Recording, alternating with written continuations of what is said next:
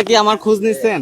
আমি বেঁচে আছি না মরে গেছি, এত পুলিশের সামনে আমি ছিলাম। আমি ইচ্ছাকৃত ভাবে যাই নাই কখনো। একটা লোক আমার সামনে এখান থেকে গুলি টুকে এখান থেকে করেছে, আমার হাতে লাশটা ছিল। হাতে লাশ ছিল। হ্যাঁ, এটা মিডিয়াতেও আসে না। হ্যাঁ, আমিও তো কাট করিনি, কোনো কাটার আমার প্রয়োজন নাই। যাকে আলহামদুলিল্লাহ, কোথাও দুই নম্বরই কাজে যান নাই, সৎভাবে জীবনযাপন করতেছেন। কে বলতে পারবে না ইনশাআল্লাহ। আমি এই বিশ্ববিদ্যালয়ে পড়াশোনা করেছি, আমি জানি আপনার কত কষ্ট আছে। আমাদের এই ভাই বন্ধু যেগুলো ছিল হলে ক্লাসমেট, এখানে এসে নিয়ে যেতে টাকা। আল্লাহ ভরসা আমরা আসলে এই ভার্সিটির ছোট ভাই হিসেবে দেখবেন ইনশাআল্লাহ। সবাইকে বলবেন এই যে এটাতে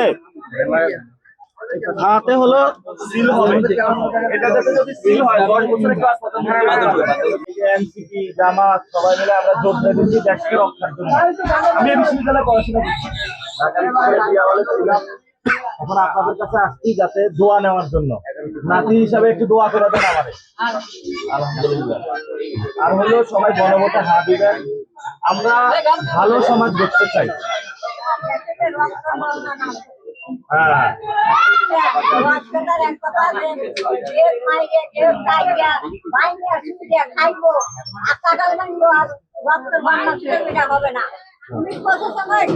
আর বাঙালি হোক, মিলিটারি হোক, সেনাবাহিনী হোক, জেলাই হোক, একটা হলেই কিন্তু আমরা চাই দেশ শান্তি এবং সুস্থ, যে বাংলাদেশ শান্তি হয়, যে গরিব মানুষ বড় লোক সবাই সমান মিলে সবাই ভালো থাকে। ইনশাআল্লাহ।